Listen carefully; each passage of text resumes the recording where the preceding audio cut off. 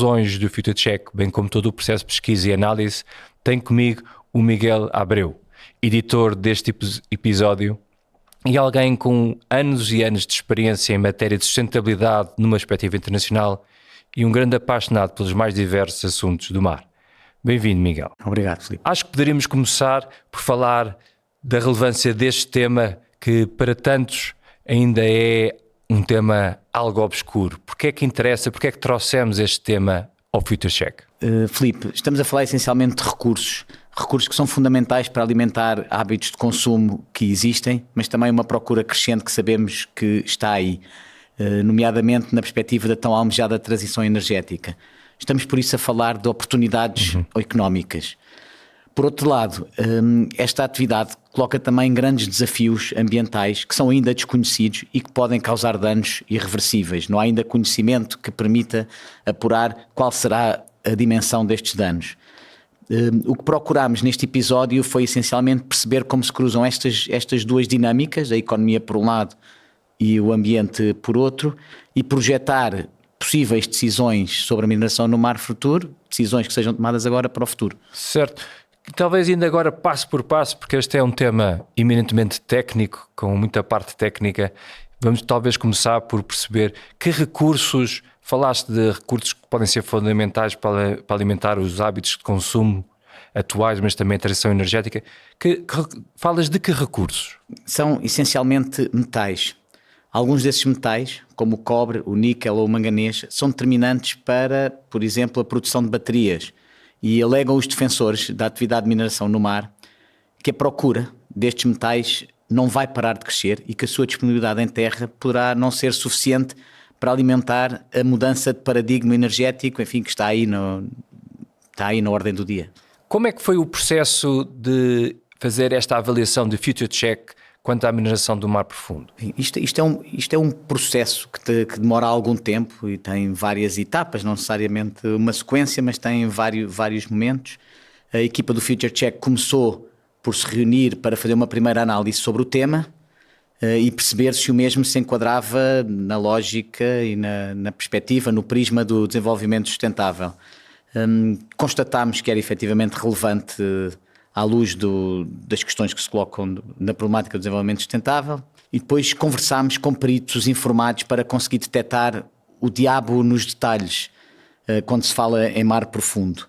Respeitando a metodologia que procuramos seguir no FutureCheck, ao procurar visões, procurámos que fossem visões diferentes, tendo entrevistado, neste caso, dois especialistas. Dois especialistas com visões bastante demarcadas, imagino. Sim, pelo menos coincidindo em algumas coisas, mas trazendo duas perspectivas diferentes quando se entra mais numa parte da avaliação. Contámos com o apoio do Pedro Madureira, que é geólogo e coordenador técnico e científico do projeto de extensão da Plataforma Continental Portuguesa, e falámos também com a Ana Colasso, que é bióloga, investigadora do Oceanos, que é o Instituto de Investigação em Ciências do Mar da Universidade dos Açores, e é uma das poucas pessoas em Portugal e no mundo que esteve a mais de 3.000 metros de profundidade. Uma experiência que nos descreveu como sendo mágica. Sem dúvida, é ser mágica. Para mim, confesso, é também um pouco aterradora, mas é difícil sequer de imaginar o que será estar a 3.000 metros de profundidade. E depois das entrevistas gravadas, que seguiram, creio, o mesmo guião em termos de perguntas, quais foram os passos seguintes? Sim, esse é um ponto importante porque tivemos de facto a preocupação de colocar as mesmas perguntas aos dois entrevistados. E com o que nos disseram foi interessante constatar as tensões que existem neste tema, que é um tema muito complexo e que na realidade apenas nos foi possível esgravatar um pouco à superfície, porque é complexo e tecnicamente muito denso.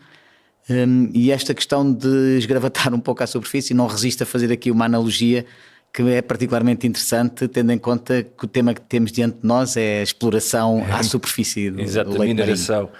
Muito bem, vamos então começar pelo princípio, tentar esgravatar um pouco mais este tema.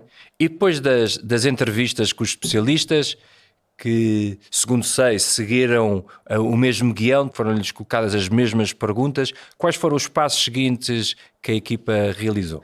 Esse de facto é um ponto importante, porque enfim, a nossa metodologia, enfim, procuramos sempre que balizar as perguntas com os dois entrevistados para tentar detectar aqui possíveis tensões, e com o que nos disseram constatámos efetivamente que elas existem neste tema que é muito complexo e muito denso até do ponto de vista técnico, e que por isso mesmo só nos foi possível esgravatar um pouco à superfície, mas ainda assim permitiu-nos trazer elementos que são interessantes, e esta analogia é interessante, tendo em conta que o tema que temos diante de nós significa efetivamente ir esgravatar o mar profundo.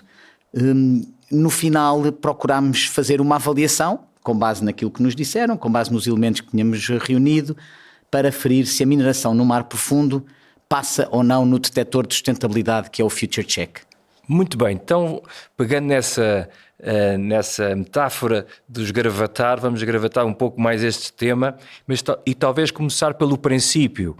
Para muitos de nós que não sabemos o que é que quer dizer exatamente mineração profunda, temos um entendimento, mas não sabemos exatamente, pode explicar um pouco, de forma um bocadinho mais concreta, o que é a mineração no mar profundo? Sim, e acho que essa pergunta faz sentido porque não se pode verdadeiramente fazer uma extrapolação ou uma comparação com aquilo que é feito em terra. Quando se fala em mineração no mar profundo, fala-se em primeiro lugar em atividades em profundidades superiores a 800 ou 1000 metros. Sabe-se também, e isto é um dado que está disponível, que aos dias de hoje não existe ainda qualquer atividade de exploração, ou seja, não há retirada de minérios para fins comerciais ainda. O que existe existem atividades de prospecção que servem para obter mais conhecimento sobre os recursos, mas também sobre os ecossistemas potencialmente impactados por eventuais atividades de mineração que venham a ocorrer. Exato, essa parte do impacto é muito importante. Já falámos de que recursos é que estão em causa, mas quanto aos impactos, que impactos é que são esses? Sim, um ponto prévio para referir que estes impactos são na realidade o principal óbice ao desenvolvimento da atividade nos dias de hoje.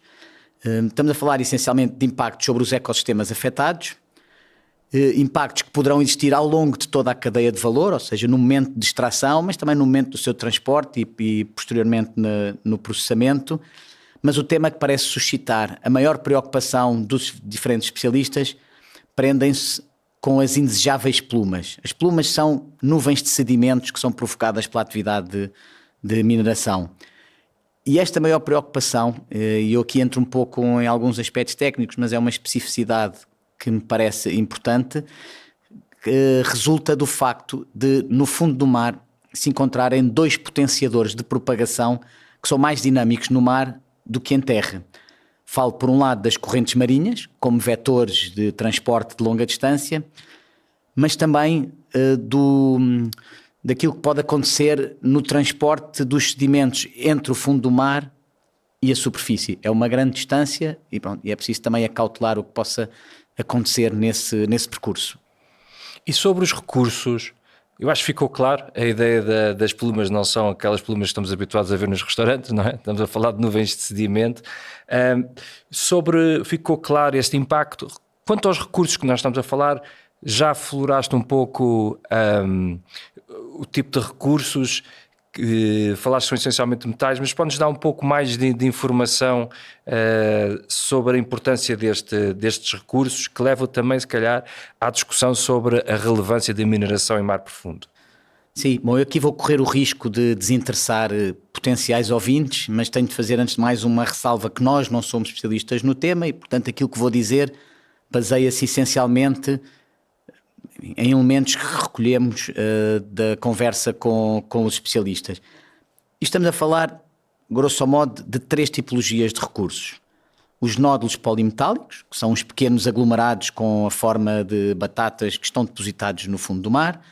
Crostas de ferro e manganês, que são placas que se formam nos montes submarinos. E sulfuretos polimetálicos, que são depósitos associados a fontes ou chaminés hidrotermais. Miguel, então, para percebermos um pouco e organizarmos a nossa cabeça, temos aqui estes nódulos polimetálicos, são as batatas, temos estas crostas de ferro e manganês que são placas e depois temos uns depósitos que são sulfuretos polimetálicos. Portanto, são três tipos, mas há um que é mais importante que os outros. Sim, e aí importa referir-se que mais importante, acredita-se que será porventura mais acessível ou estará mais imediatamente acessível para a exploração comercial. E são efetivamente batatas, mas se calhar convém aqui acrescentar que não são batatas que estejam enterradas debaixo da terra, são batatas que estão depositadas à superfície. E portanto a sua extração não requer a remoção de rocha envolvente e porventura por essa maior facilidade é aquele recurso que estará mais próximo da sua exploração comercial. Bom, nos restantes a presença de elementos, ou possível a presença de elementos em quantidade suficiente de terras raras, zinco, ouro ou prata, poderá também aguçar o apetite de potenciais operadores, mas parece-me que isso será num futuro um pouco mais distante do que as tais batatas, os tais nódulos polimetálicos. Muito bem, obrigado. Era difícil, era de facto difícil, são pontos muito técnicos, mas que ficaram claros. Acho que agora o outro ponto que é importante antes de começarmos a fazer o future check da mineração no mar profundo é o enquadramento legal da atividade, que quer dizer também estamos a falar em áreas que muitas vezes não estão sob a jurisdição de nenhum país, há tratados, há acordos e acho que se faria sentido talvez explicar um pouco os principais princípios e conceitos de como funciona o mar profundo, quem pode explorar, de que maneira, quais são os limites, as relações que existem. Sim, Filipe. Bom, eu aqui deixei de ter a desculpa dos especialistas para enfadar os ouvintes, mas vou tentar ser breve. E para começar por referir que também aqui é tudo muito diferente do que se passa em terra. Porque como referiste bem, estamos a falar de atividades naquilo que se designa como a área. Que a área é o solo e o subsolo marinho em zonas que estão para além das jurisdições nacionais. E, portanto, esta atividade na tal área é regulada pela Convenção das Nações Unidas para o Direito do Mar, que entendeu classificar os recursos na área como sendo património comum da humanidade. Ou seja, as atividades não dependem da decisão soberana de um Estado sobre o seu território, mas sim do escrutínio que existe num órgão multilateral das Nações Unidas. Esse órgão é a Autoridade Internacional dos Fundos Marinhos, e é responsável pelo acompanhamento dos programas de prospecção e futura exploração, mas também de dar indicação sobre como deverá ser feita a repartição dos proveitos, tendo em conta que esta abordagem internacional, colegial, prevê que haja alguma redistribuição dos proveitos a favor dos países mais carenciados. Obrigado, Miguel. Ficou claro o processo, ficou claro também o contexto, quer em termos de governança internacional do mar profundo, quer também aspectos técnicos essenciais para podermos perceber as questões que estão em cima da mesa quando falamos de mineração do mar profundo, seja a questão das batatas, quer seja a sua importância, quer também questões de impacto ambiental e os principais perigos e riscos que estamos a lidar. Passamos agora então para a análise propriamente dita do Future Check. Miguel, podes partilhar connosco qual foi o caminho que foi feito pela equipe nesta análise realizada sobre a mineração no mar profundo? Sim, Filipe. Procuramos confrontar esta atividade com aquilo que são os elementos enquadradores do desenvolvimento sustentável, a Agenda 2030 por um lado e os pilares em que assenta o conceito de desenvolvimento sustentável por outro, portanto, o pilar ambiental, o social e económico.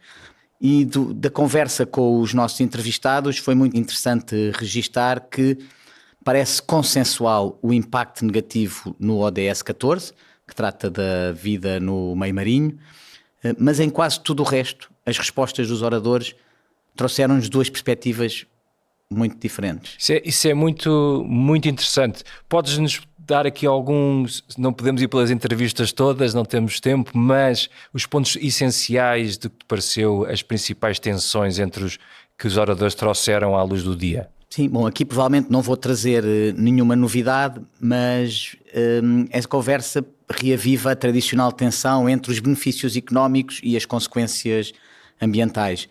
Pedro Madureira, por exemplo, avalia de forma muito positiva os impactos ou os potenciais impactos da atividade de mineração no mar, até por comparação com atividades que são desenvolvidas em terra, em muitos casos. A Ana, pelo contrário, valoriza pouco estes benefícios socioeconómicos e coloca a maior tónica nos impactos negativos sobre o pilar ambiental, em particular sobre o grande desconhecimento que ainda subsiste sobre os ecossistemas a grande profundidade. Essas diferenças parecem, Miguel, demonstrar a complexidade deste tema e será interessante agora entrarmos um pouco mais em concreto naquilo que cada um deles indicou como as principais razões para suportar, para fundamentar a sua opinião. Quanto à Ana Colasso, por exemplo, quais são os pontos que te parecem determinantes na visão dela? Para a Ana, é claro que toda a cautela é pouca quando se conhece ainda tão pouco sobre os ecossistemas do fundo do mar e os impactos da mineração. Bom, em diferentes momentos da entrevista, a Ana foi falando sobre este tema, mas eu sugeria talvez incluirmos aqui um excerto em que ela o faz com mais eloquência do que eu julgo que seria capaz de fazer. Os minerais não voltam a crescer e as espécies do mar profundo são espécies que têm um metabolismo muito lento devido às condições em questão, de alta pressão, água muito fria e com pouco alimento, portanto demoram muito tempo a crescer, têm uma descendência muito pequena e a recuperação desses ecossistemas é maior do que o meu tempo de vida. E muita dessa informação nós não sabemos no fundo do mar. E é muito difícil estudar, não é? Estamos a muitos 1000 metros de profundidade e só lá vamos algumas vezes por ano. E esse conhecimento estamos a tentar adquirir e, portanto, acho que é necessário uma abordagem precaucionária para aumentarmos o conhecimento por forma a não causarmos um dano irreversível no ambiente. Muito interessante, de facto, é um argumento fortíssimo.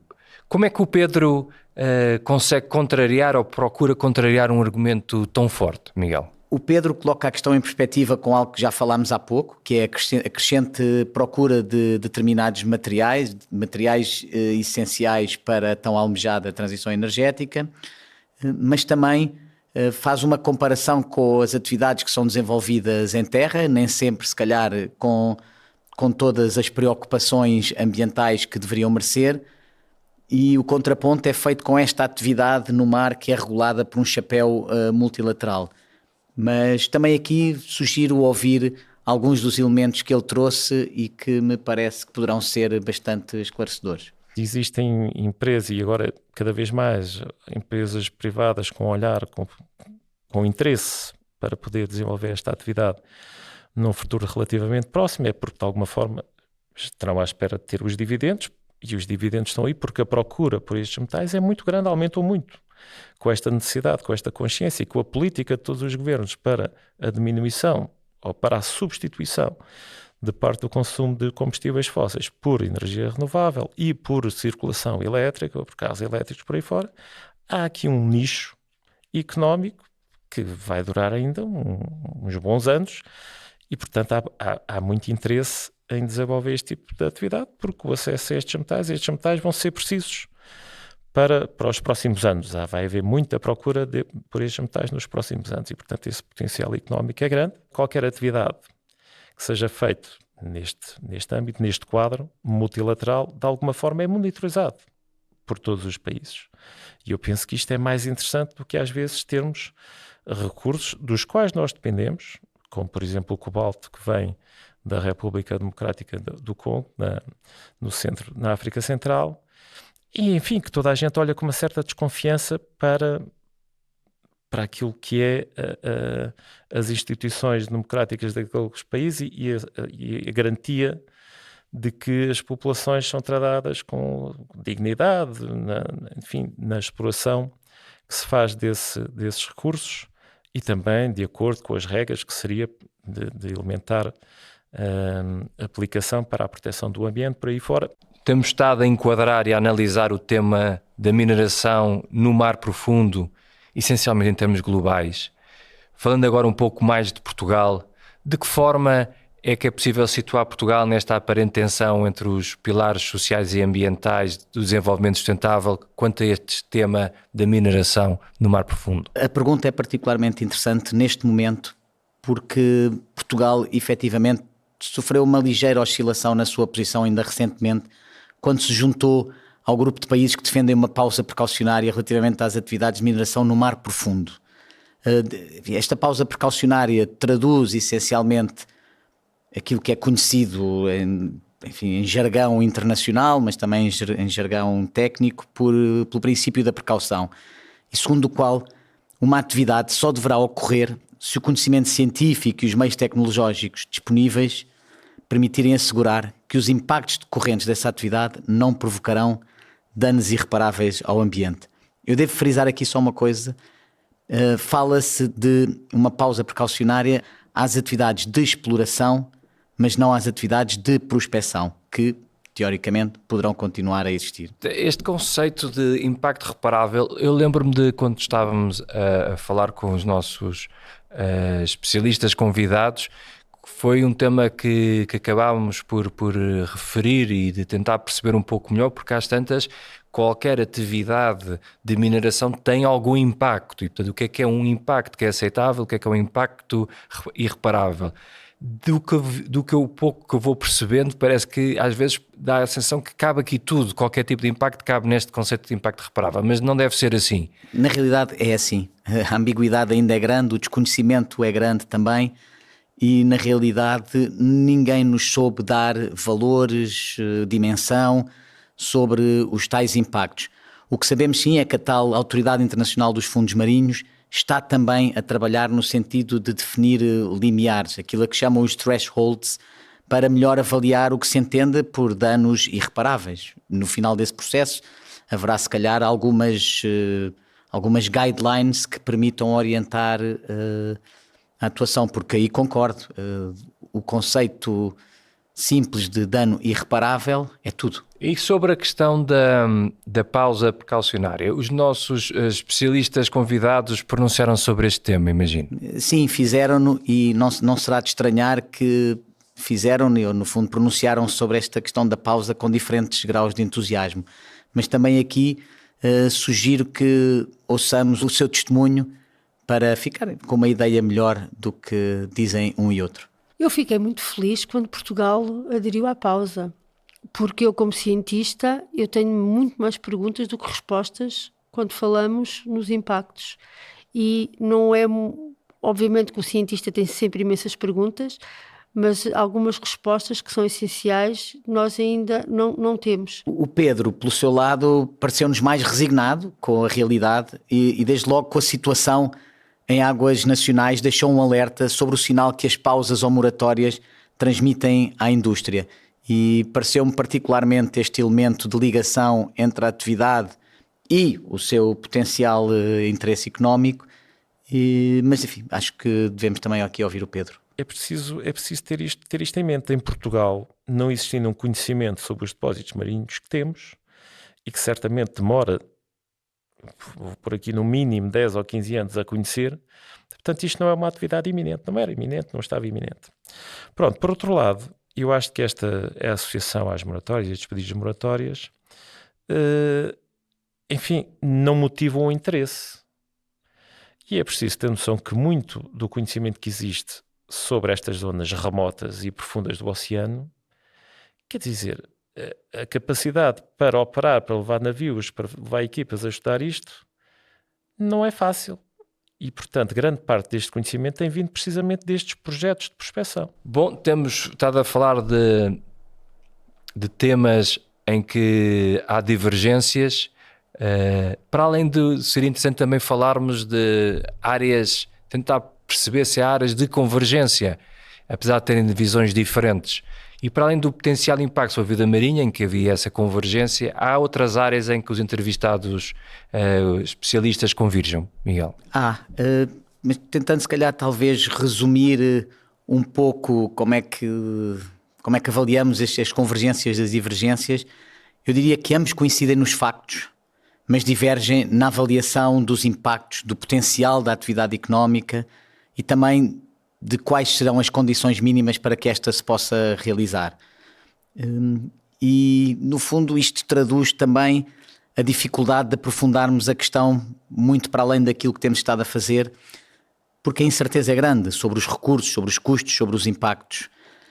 Mas tentando identificar aqui outras áreas onde eles convergem, desde logo a cooperação virtuosa que parece existir entre o interesse comercial e o interesse científico. Estamos, mais uma vez, a falar da fase de prospecção ainda. Ou seja, obter conhecimento sobre o fundo do mar é uma atividade muito onerosa e que só é possível levar a cabo graças ao financiamento que seja alavancado pelas empresas.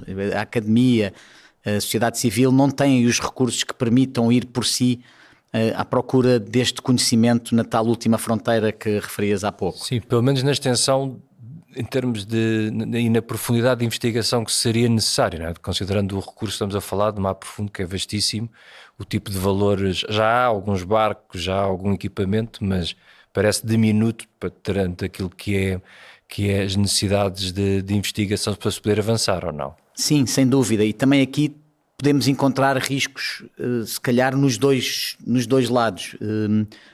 Por um lado, limitar, ou seja, ter uma atividade de prospecção que não está ligada a uma futura atividade de exploração, encerra o risco de desinteressar potenciais operadores, que são, como já vimos, os principais financiadores de obter mais conhecimento. Mas, por outro lado, a coberto da ciência, e se não for a melhor ciência, podemos também ter o risco de ter dados e elementos a circular sobre uma fachada, de certa maneira, de uma ciência. Uma fachada científica, quando na realidade, mais do que a melhor ciência, estão a responder ao melhor interesse comercial. Bem, uma coisa parece certa, Miguel, é que é complicado tomar já uma posição. Sem dúvida, e é incontestável afirmar-se que no imediato não se perspectiva a atividade de exploração no mar profundo. Será necessário mais tempo para afinar tecnologias, para aprofundar o conhecimento, até para verificar a viabilidade comercial, mas também desenvolver os regulamentos que permitirão o desenvolvimento da atividade conforme ela está prevista no quadro da Autoridade Internacional dos Fundos Marinhos. Portanto, é pacífico dizer que neste momento isto não está a acontecer, não vai acontecer tão cedo e, portanto, não há os elementos que permitissem chegar a uma posição definitiva. Mas fazendo uma avaliação pelos 3 pilares para um futuro sustentável, quais parecem ser os mais relevantes quando olhamos para este tema da mineração do mar profundo? Nós procuramos fazer esta análise na conversa que tivemos com os especialistas.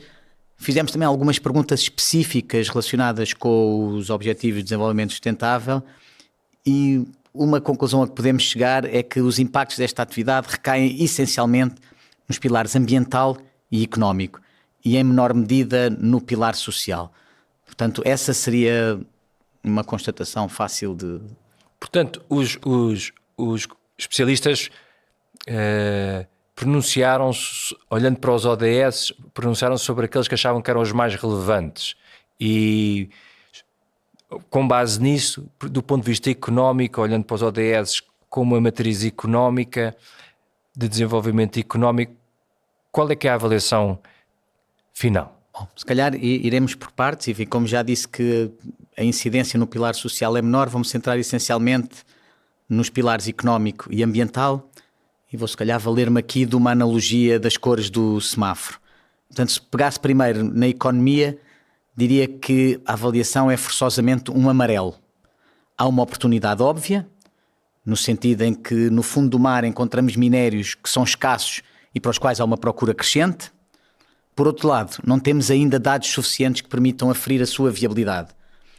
Por exemplo, quando refiro nesses dados, a dimensão do recurso, onde os explorar, o custo dessa exploração e mesmo sendo viável a mineração, chegando-se à conclusão que ela é viável, não está ainda bem demonstrado que esta gera um rendimento e um impacto positivo significativo que possa contribuir de forma determinante para o desenvolvimento sustentável no seu pilar económico. Certo, porque há uma diferença que é preciso marcar entre a viabilidade comercial da mineração em mar profundo e o seu impacto ou o seu contributo para o desenvolvimento económico. E relativamente então à componente ambiental, o que é que nos diz o Future Check? Enfim, do ponto de vista ambiental, é incontestável a existência de impactos negativos que serão relevantes e significativos. E, portanto, é um vermelho. Os nossos 2 peritos estão alinhados nesta constatação, que os impactos existirão, embora divirjam depois na sua dimensão, nas possibilidades de mitigação e até no significado relativo dos impactos da mineração face a outras formas de exploração de recursos idênticos. Portanto, forçosamente vermelho. Retomamos como começamos e olhando um pouco para a forma como se cruzam as diferentes dinâmicas ambientais, sociais e económicas. No final, Miguel, a mineração do mar profundo passa ou não passa no Future Check? Em 2 palavras, não passa. Quando filtramos a mineração no mar profundo através da lente dos Objetivos de Desenvolvimento Sustentável, verificamos que aos dias de hoje, e com os dados que existem, subsiste um considerável desequilíbrio entre os diferentes pilares do desenvolvimento sustentável. Os potenciais impactos negativos no pilar ambiental, daquilo que sabemos, suplantam consideravelmente e de forma marcante e quase incontestável os potenciais impactos positivos que possam ter no pilar económico, e por isso não pode passar. E quanto à perspectiva de futuro, do compromisso entre a necessidade de agora e do futuro, das gerações presentes e das gerações futuras, qual é a conclusão? Sim, este é outro elemento central também de fazer um future check. Esta ligação intergeracional, de compromisso intergeracional. E desde logo estamos a falar de recursos que não são renováveis e de impactos que vão perdurar no tempo. E, portanto, dificilmente é defensável a sustentabilidade desta atividade sem que previamente se procure atenuar o que referi há pouco como este desequilíbrio ainda muito marcado entre os pilares ambiental e económico. E, no fundo, seja pela via da mitigação dos impactos, pelo reforço da fundamentação económica de uma atividade que consome os recursos que vão deixar de estar disponíveis para as gerações futuras, o que é hoje verdade pode não ser-lo amanhã. E por isso, o que eu diria nesta fase é que seria talvez interessante voltar a este assunto dentro de 5 ou 10 anos e voltar a passar a mineração no mar profundo pelo Future Check. Aos dias de hoje,